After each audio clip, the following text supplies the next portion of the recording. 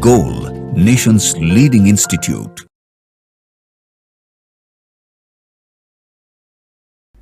Hello students, myself Deepak Deep and I am going to discuss physical chemistry part of AITS mean test 5th which was held on 22nd September. Question number 53 is the first question of physical chemistry. हम यहाँ से शुरू करते हैं. 53 number question आप देखिए board पे.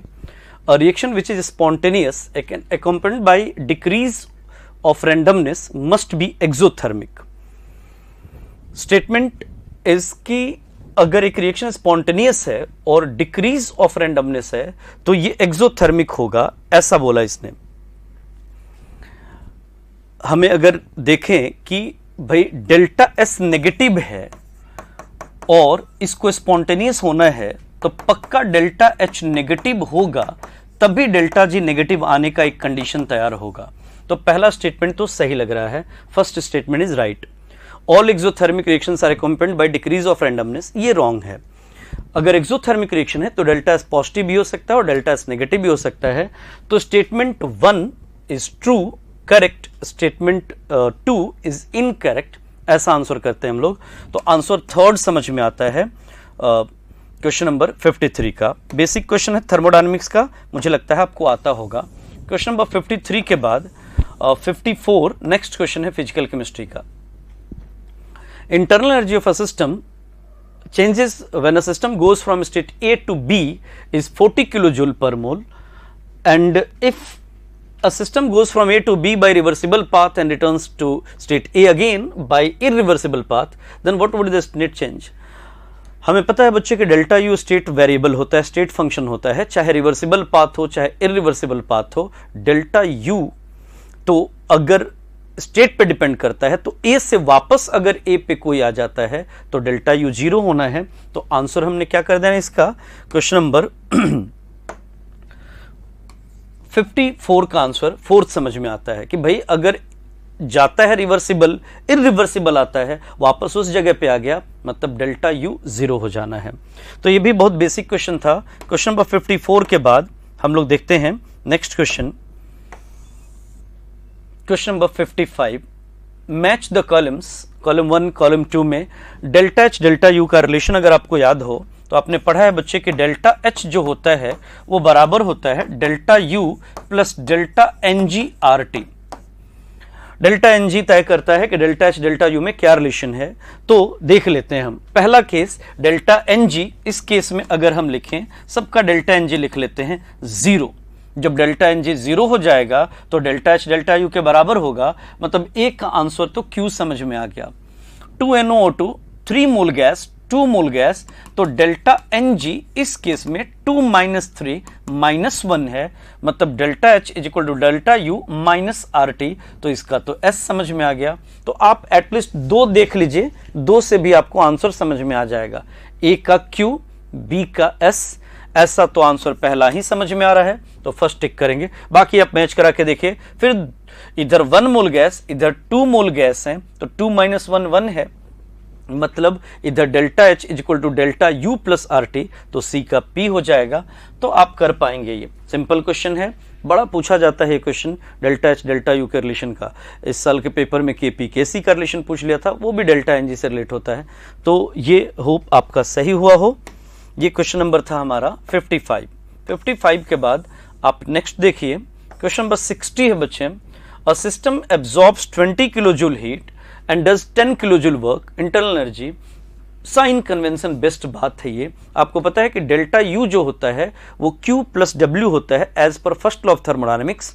अब इस क्वेश्चन में डेल्टा यू अगर हम Q प्लस डब्ल्यू लगाते हैं तो इट एब्जॉर्ब्स 20 किलोजूल, मतलब ये plus 20, and it does 10 kilojoule मतलब minus 10. Answer is will plus 10. तो आंसर अगर प्लस 10 आ रहा है मतलब डेल्टा यू पॉजिटिव है, मतलब इंटरनल एनर्जी बढ़ रहा है. कितने से भाई, 10 किलोजूल से. तो आंसर पहला समझ में आता है 60 का. कन्वेंशन बेस्ड फर्स्ट लॉ का very simple mathematical statement, delta U is equal to Q plus W. Work done by the gas negative, heat absorbed positive. Question number 60 के बाद 61 देखिए आप. ये भी डेफिनेशन है। Standard enthalpy of formation of a substance, enthalpy of formation का definition होता है बच्चे, when 1 mole substance is formed from elements in their most stable allotropic form, energy released और consumed at 298 kelvin 1 atmosphere pressure is standard enthalpy of formation. 1 mole बनना है, element से बनना है, and element should be in most stable allotropic form, whatever the energy released और consumed during the process is called as standard enthalpy of formation. तो इस question में एक सब्सटेंस का एंथैल्पी ऑफ फॉर्मेशन पूछा है, तो रिलीज भी हो सकता है भाई, कंज्यूम भी हो सकता है, मतलब पॉजिटिव नेगेटिव कुछ भी हो सकता है। तो आंसर क्या करेंगे हम, standard enthalpy of formation positive, negative और जीरो भी हो सकता है अगर वो किसी एलिमेंट की बात करता है। तो answer will B fourth one. 61 एकदम डेफिनेशन है, होप ये आपने एकदम सही किया हो। क्वेश्चन नंबर 62 देखते हैं हम लोग। 62 देखो बच्चे, कह रहा है enthalpy of formation of ammonia gas is -46 formation की एंथैल्पी है, और रिवर्स में पूछ लिया है। पहली बात कि आपने मुझे N2 gas plus 3H2 gas goes to 2NH3 gas की अगर हमने बात करी तो भाई ये तो 2 मोल बन रहा है, तो ये -46 का ट्वाइस था, और आपने इसका रिवर्स पूछ लिया तो 92 विद पॉजिटिव साइन, आंसर हो जाएगा सेकंड। तो ये भी एक सिंपल क्वेश्चन था, थर्मोकेमिकल इक्वेशन का जनरल जो प्रॉपर्टी होता है उस पे बेस्ड। क्वेश्चन नंबर 66 देखें आप। क्वेश्चन नंबर 66 से बच्चे, 1 mole of an ideal gas 300 kelvin expanded isothermally from an initial volume of 1 litre to 10 litre. 1 litre से 10 लीटर हुआ है और आइसोथर्मल है, और पूछ लिया भाई कि आप हमको डेल्टा यू बताइए।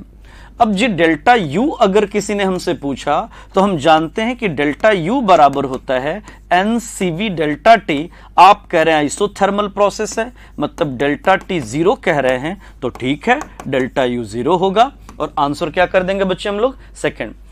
मतलब सारा डेटा बेकार है, बहुत सिंपल सा क्वेश्चन। अगर डेल्टा एच पूछता, डेल्टा यू पूछता, कुछ भी पूछता, हमने 0 आंसर रिपोर्ट करना है। सिंपल क्वेश्चन है ये भी, होप आपने फिर भी ये अच्छा किया हो, ये सही किया हो आपने।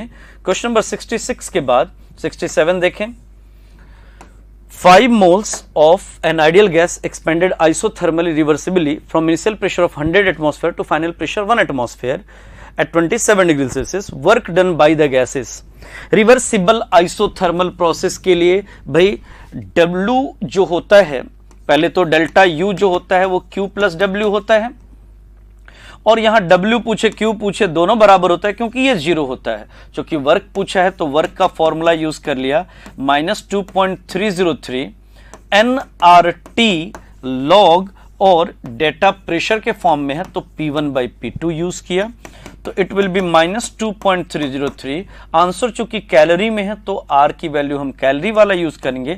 5 मोल गैस है 2 कैलोरी, और टेम्परेचर है 300, लॉग ऊपर 100 और नीचे क्या बच्चे 1, 100 to 1 एटमॉस्फेयर हुआ है। लॉग 100 की वैल्यू लॉग 10 का पावर 2, मतलब ये हट के 2 फैक्टर आ जाएगा।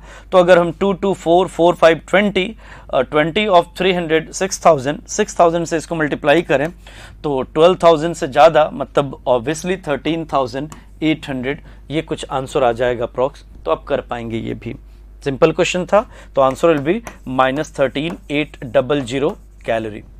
क्वेश्चन नंबर 67 कैलकुलेटिव था, आपने किया होगा सही। नेक्स्ट क्वेश्चन देखते हैं अगर हम। क्वेश्चन नंबर 67 के बाद है 68। क्वेश्चन नंबर 68 देखो बच्चे बोर्ड पे, heat absorbed in this reaction is 180 kilojoule, bond energy of H2 and Cl2 is like this। तो HCl की बॉन्ड एनर्जी बतानी है आपने। आपको ऐसे में एक रिएक्शन लिखना चाहिए, H2 gas plus Cl2 gas, we have HCl gas, और according to question heat of this process is 180 kilojoule. तो bond enthalpy of reactant minus bond enthalpy of product is enthalpy change, use कर लेते हैं बच्चे। तो इधर लिखा H2 की bond enthalpy 430 plus 242 minus bond enthalpy of HCl, bond enthalpy of HCl into 2 is actually 180, ये सॉल्व किया तो बॉन्ड इंथैल्पी ऑफ HCl हमने मिल जाना है और ये 246 किलो जूल पर मोल आ जाता है अगर आप सॉल्व करते हैं। तो ये भी एक सिंपल सा क्वेश्चन था, मुझे लगता है आपने किया हो तो ये आंसर आ जाएगा। क्वेश्चन नंबर नेक्स्ट 68 के बाद 69 पे मूव कर जाते हैं हम लोग। 69 है बच्चे, among the following for which reaction the heat of reaction represents bond energy। bond energy का मतलब होता है when one mole bond is formed, what is energy released is bond energy and what is energy required to dissociate one mole bond is bond dissociation energy। लेकिन ध्यान रखें कि bond dissociation energy या bond formation energy दोनों isolated gaseous atom के लिए define होती है। तो आपने बस वो चेक कर लेना है। जैसे इसमें देखिए अगर आप तो HCl gas, H gas plus Cl gas, ये बॉन्ड एनर्जी है, लेकिन यहां तो बॉन्ड एनर्जी नहीं है, यहां भी बॉन्ड एनर्जी नहीं है और ये तो आयनाइज हो रहा है, ये भी बॉन्ड एनर्जी नहीं है। तो एक्सेप्ट फर्स्ट बाकी कोई बॉन्ड एनर्जी नहीं है। Energy required to dissociate one mole bond completely into gaseous atoms, उसमें जो एनर्जी कंज्यूम होती है उसी को बॉन्ड एनर्जी कहते हैं। तो सिंपल था, डेफिनेशन था, ये भी सही हुआ होगा आपका ये। नेक्स्ट क्वेश्चन देखिए अगर आप, क्वेश्चन नंबर 69 के बाद क्वेश्चन नंबर 69 के बाद है आपका नेक्स्ट क्वेश्चन 72 है बच्चे। Enthalpies of combustion of methane, ethene and ethane are given, per gram सबसे बेहतर फ्यूल कौन सा है। तो फ्यूल एफिशिएंसी बताई जाती है कैलोरीफिक वैल्यू से, उनके मोलर मास से डिवाइड कर दें, ये 1 मोल की प्रॉपर्टी है, तो अगर डिवाइड कर दें मोलर मास से तो पर ग्राम की प्रॉपर्टी होगी। मतलब मीथेन मॉलिक्यूलर मास 16, तो कैलोरीफिक वैल्यू जो होगी एफिशिएंसी के लिए 890 डिवाइड होगा 16 से फॉर मीथेन, और वैसे ही ईटा अगर हमको C2H4 का चाहिए तो डिवाइड करना होगा 1411 को किससे बच्चे, 28 से, और अगर ईटा ऑफ C2H6 चाहिए तो हमको डिवाइड करना होगा 1560 डिवाइडेड बाई 30। ये समझ में आता है 52, 16 का 5 गुना 80, 16 का 5 गुना, मतलब ये तो 55 पॉइंट समथिंग आ रहा है, और ये 28 2 टाइम्स, और ये 14 से 100, ये लगभग 50 के आसपास आ रहा है। तो समझ में आ रहा है, अप्रॉक्स वैल्यू लिखा है, थोड़ा सबका ये तो एग्जैक्ट है। तो मुझे कैलोरीफिक वैल्यू सबसे ज्यादा मीथेन का दिखता है, तो आंसर क्या करेंगे, मीथेन। मतलब पर ग्राम जलाएंगे तो मीथेन ज्यादा एनर्जी रिलीज करेगा, बावजूद क्योंकि उसकी एंथैल्पी ऑफ कंबशन कम थी, फिर भी वो बढ़िया फ्यूल कहा जाएगा, क्योंकि फ्यूल का मतलब होता है बच्चे कम जलाएं, ज्यादा एनर्जी रिलीज करें। नेक्स्ट क्वेश्चन हम देखते हैं। क्वेश्चन नंबर 72 के बाद 73 है, given that carbon plus O2 CO2 delta H minus X, CO plus O2 2 CO2 delta H minus Y, enthalpy of formation of carbon monoxide चाहिए। Enthalpy of formation of carbon monoxide is C plus half O2 goes to CO बच्चे, और इसमें जो enthalpy change होगा वो हमको पता करना है। तो प्राइमरली हमको रिक्वायर्ड इक्वेशन ये है, ये लाना है। तो पहला इक्वेशन तो एज इट इज रहेगा, मतलब C plus O2 goes to CO2, ये तो माइनस X रहा, और इस रिएक्शन को रिवर्स करें, आधा करें, मतलब CO2 गोज टू CO और प्लस हाफ O2, तो ये रिएक्शन Y हो जाएगा और Y/2 हो जाएगा बच्चे। ये दोनों जोड़ दें तो CO2 is cancelled by CO2, C plus O2 goes to, in fact half O2, half compensate हुआ CO, तो answer is X minus X plus Y/2, तो आंसर क्या हो जाएगा हमारा, Y माइनस 2X/2, ये ऊपर चला जाएगा, तो आंसर विल बी सेकंड। ये भी ठीक क्वेश्चन था, मुझे लगता है ये आपने किया हो। हेस लॉ का क्वेश्चन है, 2 रिएक्शन का एंथैल्पी चेंज देके तीसरे का पूछ लेना। इसमें अलजेब्रिक समेशन किया जाता है जिससे नेट एक्सप्रेशन हमारा आ जाए। 73 के बाद आप 78 देखें। 78 है, the delta G in the process of melting of ice eight -10 degree Celsius. Ice का इक्विलिब्रियम वाटर के साथ बच्चे 0 डिग्री सेल्सियस पे होता है, तो -10 पे तो इक्विलिब्रियम आइस की तरफ होगा, मतलब फॉरवर्ड में नॉन स्पॉन्टेनियस होगा, तो डेल्टा जी पॉजिटिव होगा, मतलब ग्रेटर देन 0 होगा। याद रखिए कि 0 डिग्री सेल्सियस पे आइस वाटर इक्विलिब्रियम होता है। 0 से ज्यादा होगा तो वाटर की तरफ, मतलब स्पॉन्टेनियस, 0 से कम होगा तो नॉन स्पॉन्टेनियस। ये बाउंड्री है। क्वेश्चन नंबर 79 देखें आप। 79 है बच्चे, अ spontaneous reaction is impossible when, spontaneous reaction नहीं हो पाएगा कभी भी अगर डेल्टा एच पॉजिटिव हो। डेल्टा एच की वैल्यू अगर पॉजिटिव हो और डेल्टा एस की वैल्यू अगर नेगेटिव हो तो डेल्टा जी पॉजिटिव हो जाएगा always, irrespective of temperature range. तो जब डेल्टा जी पॉजिटिव हो जाएगा तो ये प्रोसेस कभी भी स्पॉन्टेनियस हो ही नहीं पाएगा। तो आंसर होगा डेल्टा एच पॉजिटिव और delta S is negative, reaction कभी हो नहीं पाएगा। क्वेश्चन नंबर 79 के बाद आप देखें next question 80, the standard molar enthalpy of formation of CO2 is equal to, आप कह सकते हैं बच्चे कि कार्बन अगर बना है तो कार्बन, CO2 अगर बना है तो कार्बन सॉलिड ऑक्सीडाइज हुआ है, कंबशन में गया है, और CO2 गैस बना है। मतलब इस क्रम में जो इंथैल्पी चेंज होगी वो enthalpy of formation of CO2 gas कहा जाए या enthalpy of combustion of carbon solid कहा जाए, दोनों सही है। और कार्बन का एलोट्रॉपिक फॉर्म जो स्टेबल है, मोस्ट स्टेबल है, वो तो ग्रेफाइट है। तो answer will be the standard molar enthalpy of combustion of carbon in graphite form. तो फोर्थ आंसर ये समझ में आता है, ये भी डेफिनेशन है, तो सिंपल है, ये आपका हुआ होगा सही। क्वेश्चन नंबर 81 देखो बच्चे, the heat evolved in the combustion of glucose is 680 kilo calorie per mole. The mass of CO2 produced when 170 kilo calorie heat is evolved.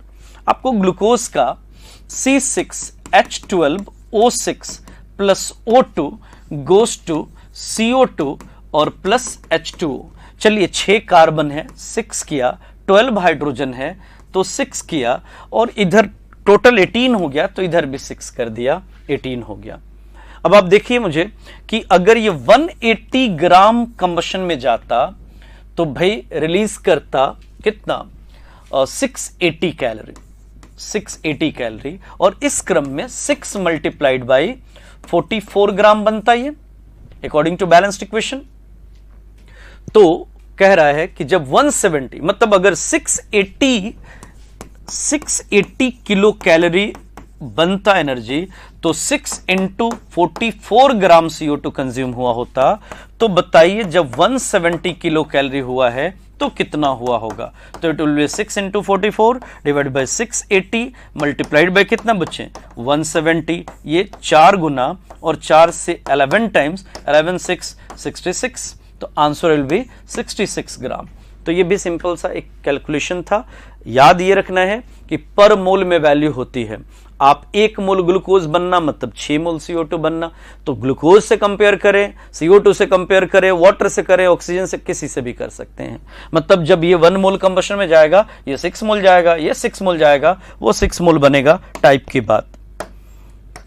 81 के बाद आप देखिए next question 83, what is the delta G when 1 mole water at 100 degree Celsius converted into steam 100 degree Celsius 1 atm। Standard condition है, ice का जैसे water के साथ equilibrium 0 पे होता है, वाटर का वाटर वेपर के साथ 100 डिग्री सेल्सियस पे होता है। तो ये भी बहुत सिंपल सा केस है। आप डेल्टा जी 0 करें, यहाँ इक्विलिब्रियम है, तो इस केस में डेल्टा जी हमने कितना कर देना है 0 कैलोरी, क्योंकि इक्विलिब्रियम पे डेल्टा जी 0 होना है। क्वेश्चन नंबर 84 देखिए आप, for a reversible reaction delta G अगर 0 है तो equilibrium constant delta G not का अगर रिलेशन आपको याद है तो delta G not is -2.303 RT log K होता है बच्चे, K इक्विलिब्रियम।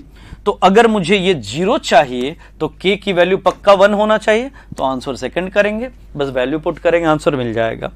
नेक्स्ट क्वेश्चन देखिए आप, क्वेश्चन नंबर 84 के बाद 85 है, number of moles of K2Cr2O7 reduced by 2 mole of SN2 positive in acidic medium. आपको पता है बच्चे कि K2Cr2O7 एसिडिक मीडियम में चला जाता है H पॉजिटिव अगर कंडीशन है तो Cr3 पॉजिटिव में, और इस क्रम में इसका N फैक्टर 6 है और Sn+2 जाता है ऑक्सीडाइज होके Sn+4 में, इसका n फैक्टर हमको 2 समझ में आता है। तो आपको बस अब करना है equivalents of K2Cr2O7 must be equal to equivalents of Sn2 positive. इसका मोल है भाई पता करना, और इसका n फैक्टर है 6, इसका मोल दिया है 2 और इसका n फैक्टर है 2, तो n की वैल्यू हो गई 4/6, बोले तो 2/3। Answer will be second one. ओ इक्विवेलेंट का बेसिक केस है, दोनों का n फैक्टर हमने सोचना है, आंसर मिल जाएगा। और या तो आप बैलेंस्ड इक्वेशन से भी कर सकते थे, जो आपके लिए कंफर्टेबल हो।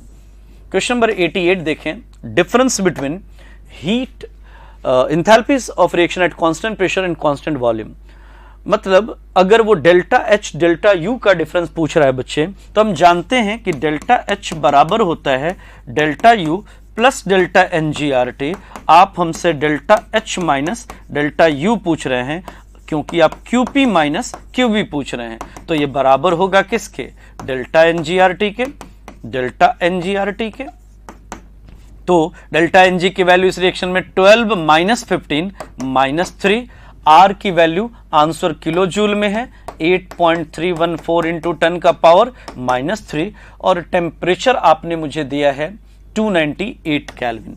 सॉल्व किया बच्चे, ये 300 के आसपास है, तो 998 हमारा समझ में आता है कि delta N G R T 7 point something, तो 7.43 फर्स्ट आंसर आ जाएगा।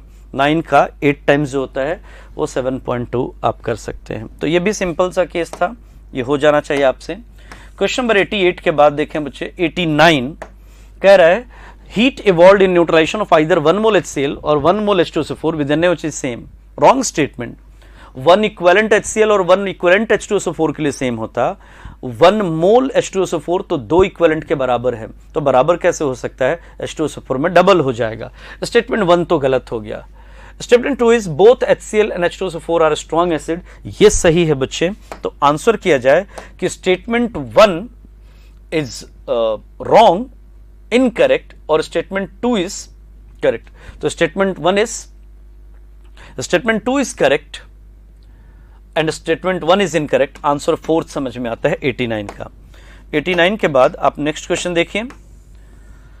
क्वेश्चन नंबर 94 है बच्चे, next number, the enthalpy of formation of CO2 COH2 और given like this, the standard enthalpy change. इस रिएक्शन का बताना है। आपको पता है प्रोडक्ट में से रिएक्टेंट किया जाता है जब एंथैल्पी ऑफ फॉर्मेशन दिया हो। तो enthalpy change during reaction is enthalpy of formation of CO highlight किया मैंने, -110.5 प्लस वाटर -241.8, और इसमें से माइनस करना है हमने CO2। H2 का तो 0 होता है बच्चे, तो 0 और प्लस -393.5।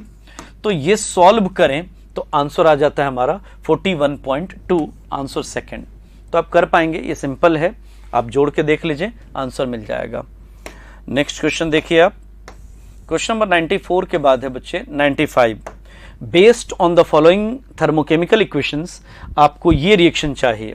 आप देखें ध्यान से, तो इन तीनों को अगर हम जोड़ दें बच्चे तो आंसर मिल जाएगा। CO is cancelled bye CO, H2 is cancelled bye H2, और बाकी रिएक्शन में H2O से कैंसिल हो गया, तो C plus O2 goes to CO2। बस आपको जोड़ देना है, जोड़ेंगे तो आंसर -393 आ जाएगा इन तीनों के सम से। मतलब मैंने कहा 131 -282 -242, ये सब जोड़ दिया तो आंसर विल बी -393। तो ये भी सिंपल क्वेश्चन था 95। क्वेश्चन नंबर 96 देखिए, एटॉमिक स्ट्रक्चर का रेडियल प्रोबेबिलिटी कर्व है। 2s का ये कर्व है x, y और z का। आपको पता है कि साई की वैल्यू पॉजिटिव नेगेटिव हो सकती है, मतलब ये ग्राफ तो साई का है, साई कह लीजिए और r कह लीजिए, और ये कर्व साई स्क्वायर का है या r स्क्वायर का है कह लीजिए, और ये कर्व 4 पाई r square dr Sai square का है या r स्क्वायर का है। तो आंसर क्या हो जाएगा भाई? x, y and z respectively. तो x तो हमारा साई स्क्वायर है, r स्क्वायर है, तो r square r and 4 pi, answer second हो जाएगा। तो ये आपने किया होगा, ये भी सिंपल है, नोट्स देख के भी करते हैं। चूंकि 2s बोल ही दिया है तो पहचानना नहीं था, बस ये देखना था कि भाई साई का कर्व जो होता है वो मैक्सिमा से, साई स्क्वायर भी मैक्सिमा से शुरू होता है, लेकिन साई नेगेटिव भी हो सकता है, साई स्क्वायर कभी नेगेटिव नहीं होगा। तो इससे आप पहचान सकते थे। क्वेश्चन नंबर 96 के बाद 97 लास्ट क्वेश्चन है ये। 97 है, for the reaction N2 plus O2 to NO, if the volume of system is changed at equilibrium, the reaction is neither shifted to forward nor backward। पता है हमें बच्चे कि डेल्टा एन जी 0 है, तो अगर हम चेंज करेंगे वॉल्यूम तो इक्विलिब्रियम कहीं नहीं जाएगा, लेकिन हाँ वॉल्यूम चेंज होने से कॉन्सेंट्रेशन तो सबका बदलेगा। लेकिन चूंकि इधर भी 2 मोल है, इधर भी 2 मोल है, तो जो भी इंक्रीज और डिक्रीज होगा वो एकदम बराबर होगा, एक तरह का होगा, सिमेट्रिक होगा, इसलिए कोई चेंज नोटिस नहीं होगा। लेकिन आप ये नहीं कहेंगे कि वॉल्यूम बदला तो कंसंट्रेशन नहीं बदला, कंसंट्रेशन तो बदलेगा लेकिन इक्विलिब्रियम शिफ्ट नहीं होगा। तो आंसर इसका ये होगा कि भाई पहला तो सही है, और दूसरा कि डेल्टा एन जी 0 है तो वॉल्यूम चेंज करने से इक्विलिब्रियम पे कंसंट्रेशन नहीं बदलता, ये तो गलत स्टेटमेंट है। कंसंट्रेशन बदलता है लेकिन इक्विलिब्रियम कहीं मूव नहीं करेगा, ये दूसरी बात है। तो ये था हमारा क्वेश्चन नंबर 97 और ये लास्ट क्वेश्चन था फिजिकल केमिस्ट्री का। होप आपका ये पेपर बहुत अच्छा हुआ हो। ये ओवरऑल आपका फिजिकल केमिस्ट्री था। Thank you.